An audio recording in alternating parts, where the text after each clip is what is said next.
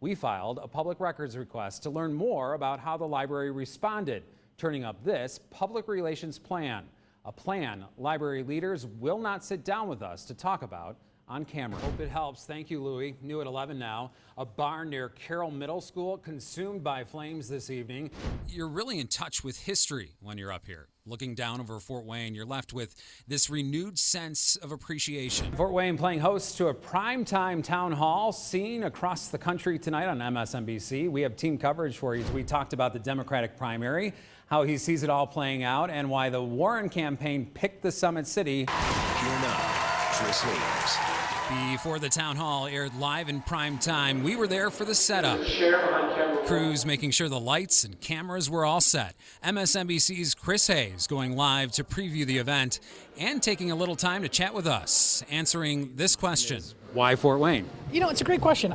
It's interesting because Indiana does not play a particularly pivotal role in the Democratic primary schedule. Like, there's the 4 big early ones, and then there's the Super Tuesday states. But I think that's part of why she chose it. As he puts it, Indiana is not a place that's getting a lot of campaign action. But Fort Wayne is part of the industrial Midwest. And Hayes says Senator Warren's goal seems to be this: that the message that she's trying to communicate about industrial policy might resonate. Fort Wayne, Indiana. While we're talking about the Hoosier State, I had to get his thoughts on South Bend Mayor and now presidential candidate Pete Buttigieg. He's done remarkably well for himself to come from basically nowhere with a name that no one knew nor could pronounce in the beginning. And he's now very much in, near the top. I asked Hayes if he has a prediction of when we might know the Democratic nominee. He sees 3 scenarios. There's a world in which Biden sort of runs the table early and sort of marches to the nomination. There's a world in which it becomes kind of Biden and not Biden. And then there's a world where it's wide open and it goes on and on and on, and different people at different delegate counts, and it keeps going late into the calendar towards the convention. We will have to wait and see. Campaign season in full swing now. Lastly, I asked Hayes if Democrats stand any chance in winning Indiana in the general election. He says anything is possible, but he thinks that they have a better chance of flipping Georgia, Arizona, and Texas first. This little flat black piece of metal, that was his seat. 7 years ago, Kevin Michaels was reading the sports page. And just happened to come across a tiny little ad that said that this B-17 was coming to my hometown, and for X number of dollars, I could go ride on it. Well, that was a bucket list item, and I snatched it right up. First half of the war. An aviation history buff from the age of 7, a longtime dream was suddenly within reach. Actually, our pilot today was the pilot that day, and I sat and I had talked with him for 45 minutes. He finally just stopped me in mid-sentence. He says, "You need to join us." I can do that? He says, "Yeah, you can." There is certainly a cool factor to all of this, to be able to show off the plane to wide-eyed kids or to welcome a TV reporter, photographer, and producer on board. But for Michaels, it's the history that hooked him. He still remembers what it felt like on that first flight. We got in the airplane, strapped in, the engine started up, we took to the sky. Absolutely amazing. A little chill went down my spine when it finally went through my head. Nobody's shooting at me. These kids that flew these things into combat day after day had people shooting at them in a tin can. You're really in touch with history when you're up here. Looking down over Fort Wayne, you're left with this renewed sense of appreciation. This is how I give back. I go all over the country and I thank these veterans personally. And better yet, I educate the younger members of our society to where their freedoms actually came from. Because when airmen boarded this plane during World War II, this was not about fun.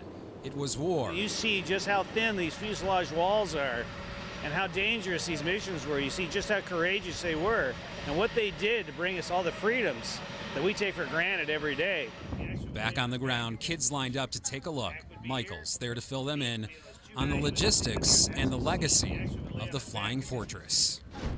New at 11, Fort Wayne's NBC News uncovers a document showing the Allen County Public Library used containment tactics to deal with, quote, frustrating coverage of book reading. It's just the latest part of our investigation as library leaders and a group of concerned patrons clash. These are just some of the hundreds of thousands of books weeded out of the collection, a weeding process that drew criticism after an article appeared in the Journal-Gazette. We filed a public records request to learn more about how the library responded, turning up this public relations plan, a plan library leaders will not sit down with us to talk about on camera.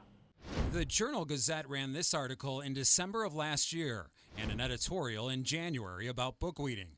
It argued that the library was undergoing a, quote, dramatic change in direction and that there should be more public debate. What did library leaders do next?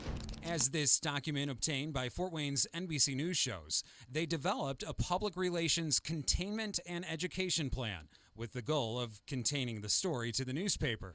The public became more and more aware of the issues after, alarmed by missing books and empty shelves, library regular Kim Fenolio started a petition called Stop the ACPL Book Purge. We asked her for a reaction to the PR plan. She says it's a, quote, clear example of how the director's approach has been about spin and not about engaging with the community or explaining the loss of 1.4 million books, a number the library has disputed. The library sent a response to our questions about the plan, too, saying false information was being reported and that the plan was centered on sharing a complete picture with the community and staff. We had more questions. For example, what was the false reporting the plan referred to? And how does the library reconcile saying that they made every opportunity to respond to the community's questions when at the same time they tried to contain the story to the Journal-Gazette? The library leadership passed on an opportunity for an on-camera interview, saying that our line of questions, quote, moves this conversation backward, and the library as an organization is focused on moving forward. We intend to keep moving forward too. And as such, we will keep asking questions.